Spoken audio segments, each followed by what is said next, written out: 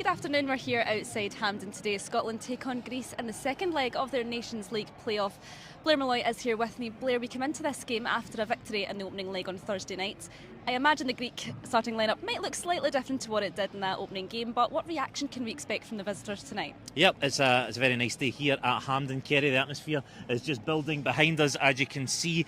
Definitely expect the Greeks to have a reaction to that game on Thursday night. The first half, they were completely outplayed by Scotland, but in the second half, they showed exactly what they can do. And their away form is something I think that Scotland are going to need to pay attention to. They've won every one of the last 3 games on the road, including a 2-1 win at Wembley, and not many teams can go to Wembley and beat England. So we'll certainly have to be wary of that press that they came with in the second half. When they were pressing high against Scotland, they really seemed to negate Scotland's plan and really played them out of the game for long periods. And of course, when 17-year-old Konstantinos Karetsas came on in the second half, well, he was certainly a game changer for the Greeks. The young man, he chose to play for Greece over Belgium, having lived there his entire life, plays for Genk. He'll be the man. I think he'll be in from the start this evening, and he'll certainly cause Scotland a lot of problems. He'll be one we're going to have to negate.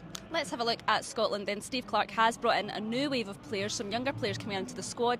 We've seen Max Johnson and George Hurst get their debuts in Greece the other night. Will we see some more fresh faces, do you think, at Hampden tonight? Yeah, well, it was only this morning I was reading in the newspaper that Max Johnson is apparently getting linked now with moves to the Premier League. It just shows you his rapid rise, going from Motherwell to Sturm Graz to potentially going further afield and then making his Scotland bout. I think there is a pathway now for these young players that they can see going from playing in the Scottish Premier League to moving up to playing for the Scottish national team. And the two players I think you're alluding to there, Kerry, Lennon Miller and James Wilson, there was a lot of hype around about both these players coming into the squad. Will they get their debuts? Will they get any minutes on the park?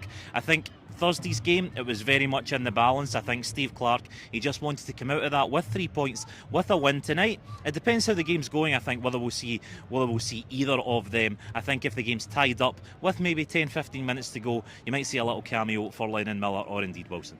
Absolutely, well, we hope so indeed. Finally then, Blair, just with the way the Nations League works, how would a win tonight benefit Scotland? Yes, well, we're essentially playing to stay in the top set of the Nations League.